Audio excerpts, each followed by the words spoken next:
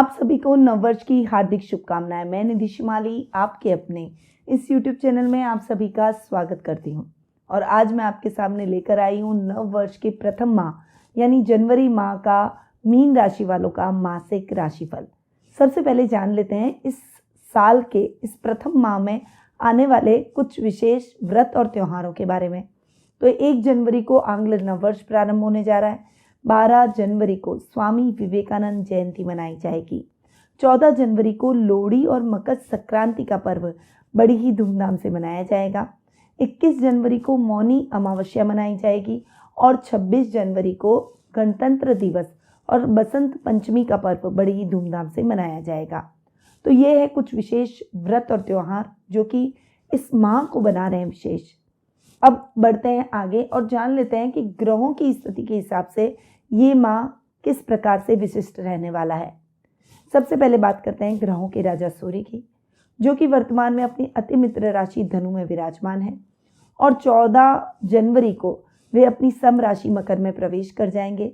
यहाँ वे दक्षिणायन से उत्तरायण हो जाएंगे, इसीलिए 14 जनवरी को ही मकर संक्रांति और उत्तरायण का पर्व सभी जन मनाएंगे। बुध ग्रह की अगर बात करें तो वे इस पूरे माह अपनी मित्र राशि धनु में विराजमान रहेंगे। वहीं गुरु ग्रह की अगर बात करें तो वे आपके राशि स्वामी भी हैं और आपकी ही राशि में स्वग्रही होकर इस पूरे माह विराजमान रहने वाले हैं। शुक्र ग्रह की अगर बात करें तो वे वर्तमान में अपनी शम राशि मकर में विराजमान है और 22 जनवरी को वे अपनी सम राशि कुंभ में प्रवेश कर जाएंगे। शनि ग्रह की अगर बात करूं तो वे वर्तमान में स्वग्रही अवस्था में अपनी ही राशि मकर में विराजमान है और 17 जनवरी को वे अपनी मूल त्रिकोण की राशि कुंभ में स्वग्रही होकर विराजमान होने वाले हैं। और ये साल का सबसे बड़ा राशि परिवर्तन है जो कि जनवरी माह में यानी साल की शुरुआत में ही घटित होने जा रहा है। तो मैं आपको शनि के इस राशि परिवर्तन के अलग से 12 राशियों के वीडियो भी जल्द ही देने वाली हूँ। तो अगर आपने अब तक मेरे चैनल को सब्सक्राइब नहीं किया है तो फटाफट से कर लें और बेल आइकन पर ऑल जाके जरूर दबाएं ताकि आपको मेरे सभी वीडियोस के नोटिफिकेशन समय समय पर मिलते रहें। साथ ही मेरे द्वारा दी गई जानकारियाँ अच्छी लगे तो लाइक करें और दूसरे लोगों को शेयर भी करें ताकि दूसरों को भी इसका लाभ प्राप्त हो सके। अब बढ़ते हैं आगे और जान लेते हैं राहु के बारे में, जो कि इस पूरे माह अपनी समराशि मेष में और केतु इस पूरे माह अपनी समराशि तुला में विराजमान रहने वाले हैं। तो ये है ग्रह गोचर की स्थिति का हाल। अब शुरू करते हैं साल के प्रथम महीने का मीन राशि वालों का मासिक राशिफल यानी जनवरी माह का मीन राशि वालों का मासिक राशिफल। सबसे पहले मैं आपको बता दूं कि ये जो मैं आपको राशिफल दे रही हूँ ये चंद्र गणनाओं पर आधारित है और आपकी राशि और लग्न दोनों के हिसाब से समान रूप से प्रभावशाली भी है। तो आपके राशि स्वामी की बात करते हैं जो कि है गुरु, जो कि आपकी राशि में स्वग्रही होकर बैठे हैं। लग्नेश का अपने ही घर में स्वग्रही होकर बैठना शानदार स्थितियां आपके लिए लेकर आने वाला है। गुरु यहाँ पर हंस नामक महापुरुष योग भी बना रहे हैं। वाणी से आप सबको मोहित कर लेते हैं, बहुत मैच्योरिटी से डिसीजन लेते हैं, डिसीजन में कभी भी जल्दबाजी नहीं करते हैं और ये माह आपको इसके उत्तम परिणाम दिलवाएगा। रिश्तों में भी मिठास घुली रहेगी। ददियाल से संबंध और अधिक प्रगाढ़ होंगे। धर्म कर्म के कार्यों में आपकी रुचि बढ़ेगी और धर्म का आप सदैव साथ देंगे। अब चूंकि गुरु आपके कर्मेश भी हैं तो कर्म भाव के हिसाब से भी गुरु के रिजल्ट बहुत अच्छे मिलेंगे। जो शिक्षण व्यवसाय से जुड़े हुए हैं या फिर जिनका कोई कोचिंग सेंटर है, जो रिसर्च से संबंधित कार्य करते हैं या फिर मैनेजमेंट के फील्ड से जुड़े हुए हैं या फिर कोई कंसल्टेंसी सर्विस देते हैं या फिर धर्म गुरु हैं, पथ प्रदर्शक मार्गदर्शक की भूमिका निभाते हैं, उन सभी के लिए ये माह बहुत ही अच्छे और उत्तम परिणामों से भरा रहेगा। गुरु के बेहतरीन परिणाम आपको देखने को मिलेंगे। अधिकारी आपसे प्रसन्नचित्त नजर आएंगे। आप अपने कार्यों में अच्छी सफलता प्राप्त करेंगे। प्रमोशन, रुका हुआ इंक्रीमेंट आपको इस माह मिल सकता है। वहीं मनचाही ट्रांसफर के योग भी आपके बनते हुए दिखाई देंगे। अब आते हैं आपके द्वितीय भाव पर। द्वितीय भाव के स्वामी हैं मंगल, जो कि अपने से एक घर आगे जाकर बैठे हैं। मंगल का अपने से एक घर आगे जाकर बैठना आपकी धन की स्थितियों को यथावत रखेगा। हालांकि राहु यहां पर बैठकर कुटुंब में कुछ तालमेल बिगाड़ सकते हैं, यानी किसी रिश्तेदार से, बुजुर्ग से, बड़े से किसी बात को लेकर कहासुनी हो सकती है। अपनी वाणी पर संयम और क्रोध पर नियंत्रण रखते हुए मैच्योरिटी से अपने कार्यों को करने का प्रयास करें, और जहां पर आपको शांत रहना है, मौन रहना है, वहां पर मौन रहकर अपने काम बना सकते हैं, न कि बोल के अपने रिश्तों को बिगाड़ें। इस बात पर विशेष रूप से आपको ध्यान देना होगा। अटकाव की स्थितियां जरूर आएगी, पर निराश होने की आवश्यकता नहीं है। आपका मनोबल अगर स्ट्रांग रहा तो सफलता जरूर अर्जित करेंगे, क्योंकि धनेश की पोजीशन बहुत अच्छी है। इसीलिए इस समय अपने बल और पराक्रम और बुद्धि, इन तीनों का इस्तेमाल करते हुए एक बैलेंस तरीके से अपने जीवन में आगे बढ़ने का प्रयास करें। अब मंगल चूंकि आपके भाग्येश भी हैं और भाग्य स्थान का स्वामी सप्तम दृष्टि से अपने ही घर को देख रहा है, तो भाग्य भी इस समय आपका साथ देगा। अधूरे पड़े हुए कार्य द्रुत गति से पूर्ण होंगे और डेयरिंग काम आप चुटकियों में कर लेंगे, जो कि हर कोई नहीं कर पाएगा। इस समय एजुकेशन में कोई भी बाधा उत्पन्न हो रही है, खासकर जो हायर एजुकेशन के विद्यार्थी हैं उनके लिए ये समय बहुत ही अच्छा और उत्तम परिणामों से भरा रहेगा। वहीं धार्मिक प्रवृत्ति से भी आप ओतप्रोत रहेंगे। घर में धार्मिक अनुष्ठान संभव है, या फिर परिवार के साथ किसी धार्मिक स्थल की यात्रा भी कर सकते हैं। जन कल्याण, मानव सेवा जैसे कार्यों में आपकी प्रवृत्ति बढ़ेगी और इससे आपकी प्रतिष्ठा में भी वृद्धि होगी। मित्र आपके प्रत्येक नेक कार्य में आपका सहयोग करेंगे। परिवार का भी आपको साथ और सहयोग मिलेगा। यात्राएं सुखद और मंगलमय रहेगी। तो मंगल के रिजल्ट आपको बहुत ही अच्छे देखने को मिलेंगे।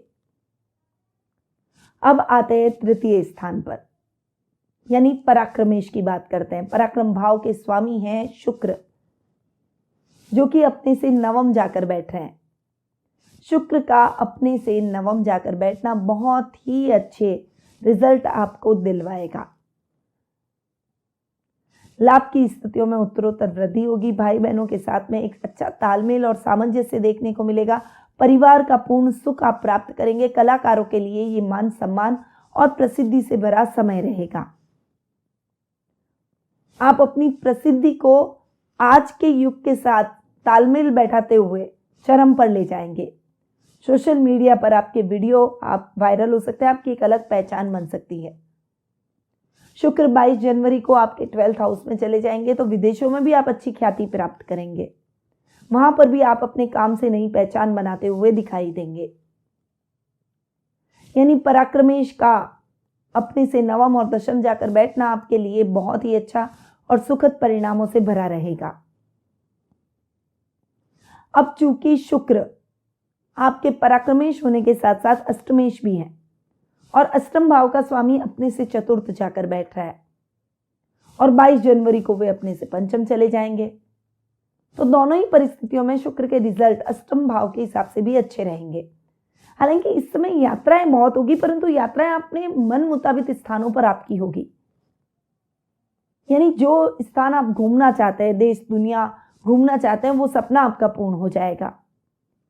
इससे आपको अलग पहचान भी बनेगी। ब्लॉगिंग से जुड़े हुए लोगों के लिए ये समय बहुत ही शानदार रहने वाला है। जो ट्रैवल ब्लॉग लिखते हैं वो ट्रैवल भी करेंगे, ब्लॉग भी लिखेंगे और पहचान भी बनाएंगे। यानी आप अपने सपनों को पंख देते हुए दिखाई देंगे और उसमें उड़ान भर चुके होंगे। देश विदेश की यात्राओं से आपका मनोबल भी बढ़ेगा, आपका काम भी बढ़ेगा और आत्मविश्वास में वृद्धि होगी। तो शुक्र के रिजल्ट अष्टम भाव के हिसाब से भी आपको बहुत अच्छे देखने को मिलेंगे। अब आते हैं आपके सुख स्थान पर, जो कि सप्तमेश भी है, और वो है बुध। अब सुकेश की बात करूं तो सुकेश बुध अपने ही घर को सप्तम दृष्टि से देख रहे हैं। शानदार पोजीशन में बुध बैठे हैं, लग्नेश के घर में बैठे हैं, और इस समय परिस्थितियां आपके लिए बहुत ही अच्छी और फेवरेबल है, क्योंकि सुखों में भी वृद्धि कर रहे हैं। भूमि, भवन, वाहन जैसे सुखों में निरंतर वृद्धि आप महसूस करेंगे। मां के साथ अच्छी बॉन्डिंग रहेगी। सामाजिक मान सम्मान को बढ़ाने में उनकी अहम भूमिका देखने को मिलेगी। बुध इस समय जो भी काम करवाएंगे सोच समझकर करवाएंगे। आपकी बुद्धि बहुत प्रखर होगी, कोई भी गलत डिसीजन आपसे नहीं लिया जाएगा। अगर कोई निर्णय आपका असफल भी होता है तो आप समझिए कि ये आपके हित में नहीं था। किसान वर्ग के लिए ये समय बहुत ही अच्छा रहने वाला है, खेतीबाड़ी से अच्छा लाभ प्राप्त करेंगे। वहीं दूध, डेयरी, पशुपालन से संबंधित जो लोग व्यवसाय करते हैं उनके लिए भी ये समय बहुत ही अच्छा रहेगा। उत्तम लाभ की परिस्थितियां आपको अपने जीवन में देखने को मिलेगी और कॉन्फिडेंस लेवल देखने लायक रहेगा। जो मन में ठान लेंगे ना उसे पूरा करके ही दम लेंगे। बस मन में ठानने की आवश्यकता है। अब बुध सुखेश के हिसाब से तो आपको अच्छे रिजल्ट देंगे ही, परंतु उसके साथ सप्तमेश के हिसाब से भी बुध के रिजल्ट बहुत अच्छे रहेंगे, क्योंकि बुध अपने से चतुर्थ जाकर बैठेंगे और कर्म भाव में बैठे हैं। केंद्र स्थान का स्वामी और केंद्र स्थान में ही बैठा है, तो वैसे भी बहुत अच्छे रिजल्ट मिलेंगे। व्यापारी वर्ग व्यापार में अच्छी उन्नति तरक्की करते हुए दिखाई देंगे। नई नई योजनाओं का क्रियान्वयन करेंगे। इस समय स्टाफ की समस्या खत्म हो जाएगी और आप नया स्टाफ भी रख लेंगे। कार्यशैली में कुछ बदलाव की अगर संभावनाएं होंगी तो वो भी आप करते हुए दिखाई देंगे, जिससे आपका काम बढ़ सके, आपकी एक अलग ब्रांडिंग हो सके, और उसके लिए आप सदैव प्रयासरत रहेंगे। इस समय आपको अपने जीवन साथी का भी पूरा सहयोग प्राप्त होगा। अगर आप बिजनेस कर रहे हैं तो वो भी आपको पूरा सपोर्ट करेंगे। उनके नाम से यदि आप काम करते हैं तो उसमें भी अच्छा लाभ प्राप्त करेंगे, और दोनों मिलकर अगर काम करते हैं तो काम जल्दी ऊपर आएगा, यानी जल्दी उन्नतिदायक बनेगा। तो कुल मिला के ये माह व्यापारी वर्ग की तो बल्ले बल्ले कर देगा। वहीं लाइफ पार्टनर के साथ भी आपकी ट्यूनिंग बहुत अच्छी रहेगी। एक दूसरे को लेकर चलने की प्रवृत्ति रहेगी, माधुर्य से बंधेंगे, और साथ ही लव रिलेशनशिप में भी आपको अच्छे और पॉजिटिव रिजल्ट मिलेंगे। अगर आप किसी को प्रपोज करना चाह रहे हैं, मनी मन किसी को चाहते हैं, तो ये समय उचित है, आप उसे प्रपोज कर डालिए। वो आपके प्रपोजल को नहीं ठुकराएगा। तो बुध के रिजल्ट आपको बहुत ही अच्छे और शानदार देखने को मिलेंगे। अब आते हैं आपके पंचम भाव पर। विद्यार्थी वर्ग थोड़ा सा डिस्ट्रैक्शन से घिरा हुआ है, मन चंचल रहता है, तो पढ़ाई में अपना कंसंट्रेशन बनाएं। एक दृढ़ निश्चय करें कि पहले मैं पढ़ाई करूंगा या करूंगी, उसके बाद में मैं कुछ भी कार्य करूंगा या करूंगी। तभी आप एक लक्ष्य प्रधान काम कर पाएंगे, लक्ष्य प्रधान पढ़ाई कर पाएंगे। और जब हम हमारे लक्ष्य की तरफ केंद्रित रहते हैं तो निश्चित रूप से हमें वो लक्ष्य भी प्राप्त होता है। तो अपने मन को विचलित ना करें, कभी इधर कभी उधर दिमाग ना लगाएं। सीधा एक फोकस आपका होना चाहिए अपने टारगेट की तरफ, और उस टारगेट को आप फोकस करते हुए कार्य करें, सफलता जरूर मिलेगी। कला और साहित्य के क्षेत्र में आप सम्मानित किए जाएंगे, आपकी प्रसिद्धि बढ़ेगी, धार्मिक यात्राएं संपन्न होगी, और घर में कोई धार्मिक अनुष्ठान भी आपके द्वारा किया जा सकता है। अब आते हैं षष्ठम भाव पर, यानी रोग भाव पर। रोग भाव के स्वामी है सूर्य, जो कि 14 जनवरी तक आपके कर्म भाव में बैठेंगे, और उसके बाद सूर्य आपके लाभ भाव में चले जाएंगे। तो 14 जनवरी तक का समय तो आपके लिए बहुत अच्छा है। स्वास्थ्य संबंधी समस्याओं में भी आपको शुभ समाचारों की प्राप्ति होगी। रोग कट जाएंगे, रोगों में आप विजय प्राप्त करेंगे। कोई भी समस्या स्वास्थ्य संबंधी आपके जीवन में नहीं रहेगी। उत्तम लाभ आपको अपने स्वास्थ्य में देखने को मिलेगा।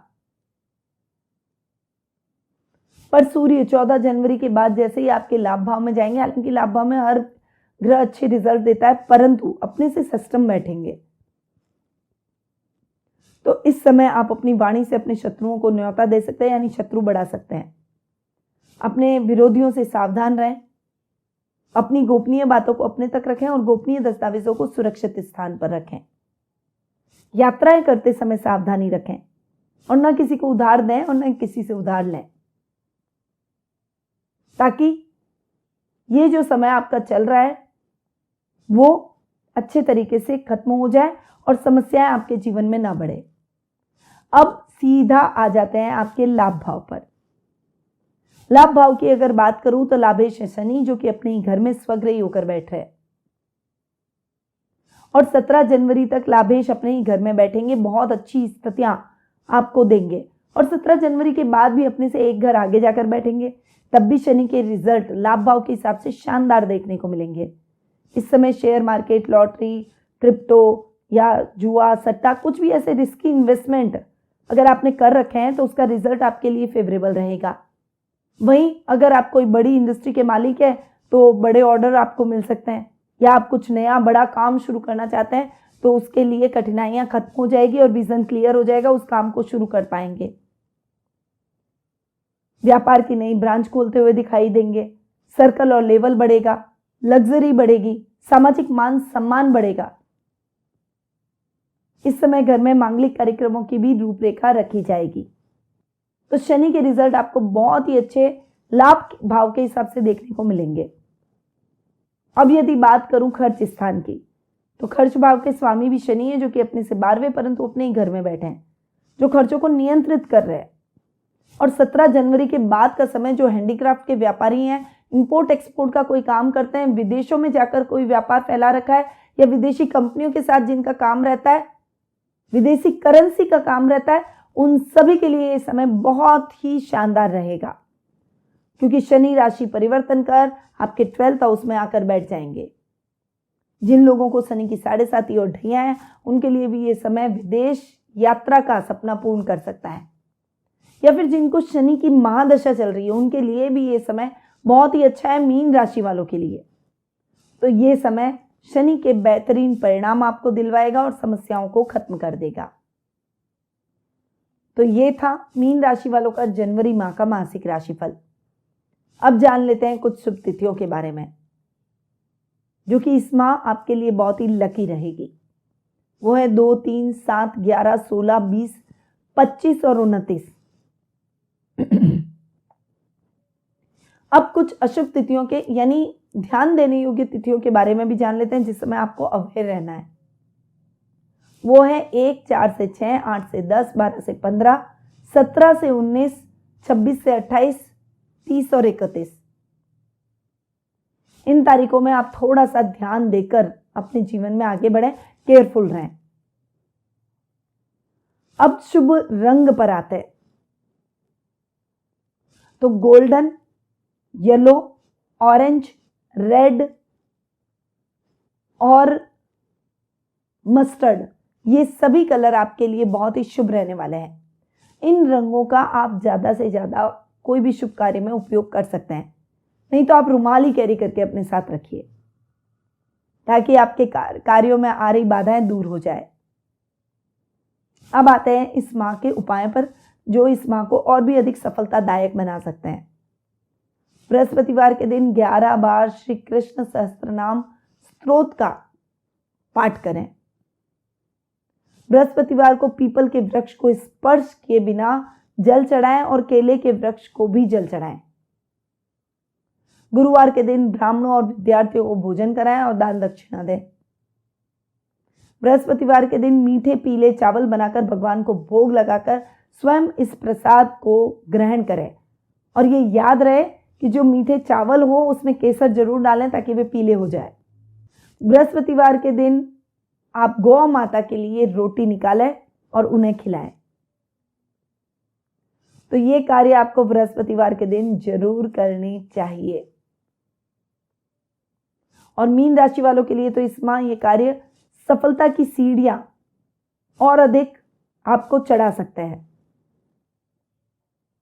अब अगर आप अपने वर्ष 2023 यानी इस साल के बारे में जानना चाहते हैं, उससे संबंधित कुछ उपायों के बारे में जानना चाहते हैं, ये साल कैसा रहेगा, मोटे मोटे तौर पर अगर आप ये जानना चाहते हैं तो डिस्क्रिप्शन में उसके लिंक दिए गए, वहां जाकर आप अपनी राशि के अनुसार वर्षफल का लाभ प्राप्त कर सकते हैं।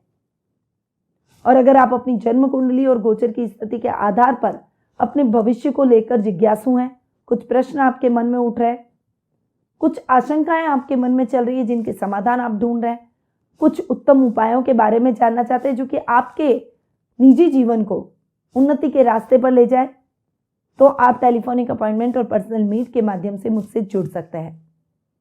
अधिक जानकारी के लिए स्क्रीन पे दिए गए नंबरों पर जरूर संपर्क करें। अब मैं अपनी वाणी को यहीं विराम देती हूँ। स्वस्थ रहिए, व्यस्त रहिए और मस्त रहिए और इस नव वर्ष में आप बहुत उन्नति करें, पारिवारिक सुख भोगें, हर प्रकार की खुशियां आपके जीवन में हो। इन्हीं शुभकामनाओं के साथ निधि श्रीमाली का नमस्कार।